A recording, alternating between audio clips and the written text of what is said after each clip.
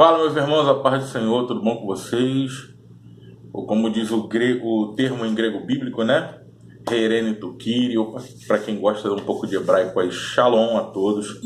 Bom dia, boa tarde, boa noite. Nós estamos gravando esse vídeo agora de noite, mas para você que vai ver ele em outros horários aí, seja muito bem-vindo à nossa série, nossa playlist Apocalipse em Foco. Hoje nós vamos falar um pouco aqui. Você que está acompanhando o nosso canal aí, nós tivemos uma primeira sessão sobre a literatura apocalíptica. Nós falamos sobre todo esse bojo apocalíptico, todo o enredo que envolve essa literatura, e agora nós vamos falar um pouco sobre o pano de fundo ali dos escritos de João. Então, literalmente, vai ser algo que vai te abençoar bastante. Então, antes disso, eu peço para você, deixe o seu like, por favor. Se você puder fazer um comentário também, deixar o seu joinha, se inscrever no canal, você vai estar me ajudando a alcançar um público maior, em nome de Jesus. Agora, nós vamos para a introdução, a segunda aula, a introdução ao livro de Apocalipse. Vamos entender um pouquinho, vamos lá. Primeiro é necessário nós ressaltarmos que há uma grande diferença do grego que foi escrito o livro de Apocalipse e do grego que foi escrito o livro de João. Se nós pegarmos palavras como Jerusalém, que está no livro de Apocalipse, no capítulo 3, versículo 12, o termo Jerusalém, e quando nós vamos lá no Evangelho de João, no capítulo 5, versículo 1, quando nós pegamos essa palavra Jerusalém, nós literalmente vemos uma grande diferença de escrita. Alguns dizem que essa diferença de escrita é devida uma não aceitação a tudo que estava acontecendo ao Império Romano. Então era uma forma de literalmente protestar diante de tudo que estava acontecendo ali. Os erros era de propósito para apresentar, sim, seu protesto contra o helenismo e a conquista romana. Então, tem essas diferenças aí entre o livro de Apocalipse e o livro de João. Então, várias palavras, o Evangelho de João aparece de forma bastante rebuscada. Nós vamos entender também que, de acordo com a tradição tardia ali do século V, menciona que João tinha um dos diáconos que foi selecionado ali em Atos capítulo 6, versículo 5. O nome desse diácono era Prócoro. Ele foi um dos 7 diáconos literalmente escolhidos ali para tomar conta das viúvas. E ele acaba literalmente acompanhando toda essa questão da Ásia. Ele tinha sido literalmente escolhido como um diácono e ele acaba literalmente escrevendo as narrativas ali. Alguns dizem que ele até escreveu o livro de Apocalipse. Alguns dizem que ele escreveu o livro de Apocalipse. E esta história também está escrita em uma obra que carrega o nome de Prócoro. Atos de João por Prócoro. É claro que para as nossas vidas não tem relevância nenhuma, já que nós consideramos os escritos canônicos, né, literalmente. Então nós vemos aí um discípulo que ajudou João nessa questão. Ele fazia um acompanhamento. O acompanhamento que João fazia na Ásia era através dos olhos desse diácono Prócoro. Então quem era João? João era natural da Galiléia, ele era filho de Zebedeu, irmão de Tiago. Sua mãe possivelmente era uma das mulheres que acompanhou Jesus aí em diversas passagens bíblicas, como em Mateus capítulo 27, versículo 56. O nome dela era Salomé. Isso está também no livro de Marcos capítulo 15, versículo 40, e Marcos 16, versículo 1 e versículo 2. Foi ela quem pediu para os seus filhos sentar-se, um à direita e um à esquerda, literalmente ali, causando um espanto ali entre os discípulos, né? Nós vamos ver que ambos eles eram pescadores, tinham essa profissão de pesca e literalmente tinham sim um temperamento um pouco explosivo. Tinha um dos apelidos que foi dado a esses irmãos eles foram apelidados pelos mestres de Boanerges, que quer dizer filhos de trovão. Isso está ali em Marcos capítulo 3, versículo 17. Então eles tinham sim um certo temperamento ali, um pouco explosivo. Nós vamos literalmente entender alguns assuntos aqui, porque segundo o testemunho de Tertuliano e Jerônimo, foram torturados muitas pessoas naquele tempo, assim como João, eles foram torturados vivos e jogados num caldeirão com óleo fervente. Quem fala isso é Tertuliano e Jerônimo. Sem nenhum mal que ocorreu a João quando João foi jogado ali. Essa tortura do apóstolo, ela está nos Atas dos Mártires. Foram mergulhados no chamado Caldarion, que era literalmente um tanque circular com água fervida. E João foi jogado ali dentro e nada aconteceu com João. Depois desse julgamento em Roma, que Domiciano envia João como um exilado para a ilha de Patmos.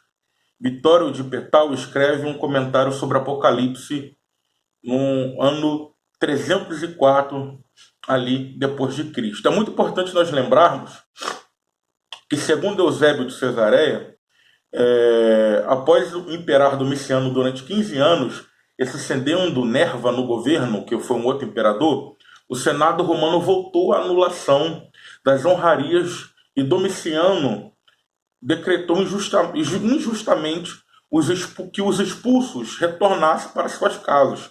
Ou seja, João está na ilha de Patmos, totalmente isolado, e ali a história nos mostra que João, quando Nerva assume, ele rompe esse tratado e todo mundo volta para suas casas.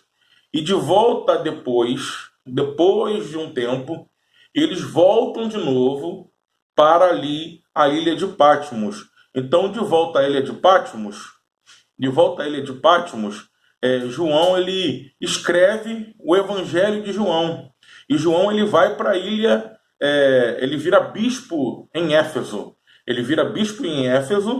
Depois que ele volta, Domiciano joga ele literalmente na ilha de Patmos. João lá trabalhava numa pedreira. João trabalhava em algumas minas de pedras. Literalmente, o pessoal da ilha de Patmos não ficava à toa. E depois que João volta, depois que Nerva assume, João volta e ele vai para Éfeso. Em Éfeso ele fica lá durante algum tempo. E nós vamos ver aí que diversas pessoas falaram sobre essa estada de João ali em Éfeso. Alguns diziam que até a mãe de Jesus, que até a mãe de Jesus estava com João. Então, literalmente, nós vamos entender. Sendo assim, Domiciano ele governa como imperador do dia 13 de setembro de 81 até 18 de setembro de 96 depois de Cristo. João foi exilado quase no fim do seu reinado. A produção do Apocalipse ela tem uma data assim, entre 94 e 96. Então nós vemos aqui literalmente que João sofreu demais. Vamos falar agora literalmente das visões e das escolas de interpretação do Apocalipse. Nós vamos falar agora. Primeira escola de interpretação do Apocalipse, eu quero deixar aqui bastante claro as escolas aqui para você aprender literalmente. A primeira escola é a escola preterista. Essa palavra preterista, ela vem do latim, né? Praeter, ou préter, vem do latim, significa passado. Os historiadores e os que seguem essa escola teológica preterista, eles falam que o Apocalipse já aconteceu. Segunda visão é a visão futurística. Quem segue essa visão futurística geralmente é homens como Hal Linden, como Tim LaHaye, literalmente, como eles falam que são dispensacionalistas, então ele acredita que o Apocalipse é dentro de uma obra aí a ser escrito os acontecimentos no futuro. Tem a interpretação histórica que protesta e afirma de forma concreta que o Apocalipse ele vai se desenrolando, é uma revelação, os acontecimentos são progressivos com a história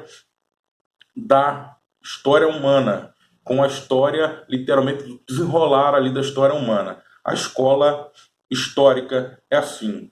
O Apocalipse é um livro que vai se desenrolando de acordo com a história das épocas ali. Então, nós vamos entender o livro do Apocalipse, que ele tem algumas divisões.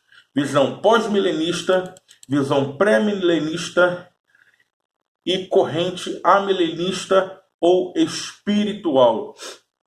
Tudo isso aqui que eu estou falando para você, eu vou fazer um vídeo exatamente para falar do pré-milenismo, do amilenismo espiritual e também do pós-milenismo. Mas o grosso do livro do Apocalipse de João é basicamente isso. Agora nós vamos ver muitas cores, vamos entender um pouco das cores que são apresentadas ali no livro de João. Vamos lá. O branco significa vitória e pureza. Vermelho significa derramamento de sangue, batalhas ou martírio. O preto significa impiedade. O amarelo ou esverdeado, em algumas traduções, significa morte natural ou escatológica. O número 7 significa perfeição. O número 6 significa imperfeição ou pecado. O número 12 significa povo de Deus. O número 4 significa universalidade. O número 1000 corresponde a uma enorme quantidade. Então nós vamos ver algumas linguagens de figuras de animais tradicionais. Vamos lá. Os animais geralmente são simbolizando alguns poderes, né? Alguns estados, alguns países, algumas nações. Vamos lá. Quando nós falamos de chifre, nós estamos falando de poder governamental. Todas as vezes que fala de chifre é poder governamental. Todas as vezes que o Apocalipse fala de água, está falando de povos ou nações. Quando fala de trombeta e cálices, são juízos de Deus. Cordeiro aponta para Cristo. Mulher pura são os fiéis a Deus, o povo militante na história da raça humana. Quando fala de mulher adúltera, fala de um povo infiel que se rebelou contra Deus. Quando fala de Nova Jerusalém, o povo de Deus na eternidade, Nova Jerusalém. Quando fala de Babilônia, fala dos ímpios definitivamente perdidos. Então esse é um panorama básico do livro de Apocalipse para você entender um pouco sobre João, para você entender sobre um pouquinho da diferença que havia nesse grego em forma de protesto, que o grego do Apocalipse sim é considerado por muitos estudiosos um pouco mais pobre do que o Evangelho de João, e que João não ficou lá durante todo o período. Ele voltou para Éfeso, depois retornou. Ele foi para Éfeso, estava em Patmos, foi para Éfeso, depois ele retornou ali para a ilha de Patmos, e é onde ele acaba escrevendo o livro de Evangelho de João. Então nós temos aí as figuras de linguagens, no caso listas, né, dos principais símbolos e os significados, para você aprender um pouco mais com a gente. Esse é o segundo vídeo da introdução do livro de Apocalipse, antes de nós entrarmos explicando o capítulo 1, capítulo 2, capítulo 3 e assim sucessivamente. Espero que eu tenha te ajudado. Então sempre que você olhar o número 7, número 6, vermelho, preto, branco, amarelo, esverdeado, 1004, 12, você já vai saber interpretar alguma coisa aí. O próximo vídeo eu vou falar sobre pós, pré e amilenismo. Amém? Tudo isso para a gente ir coadunando os ensinos e você ficar bastante esclarecido. Então, Deus abençoe sua vida. Muito obrigado. Até a próxima. Fique com Deus.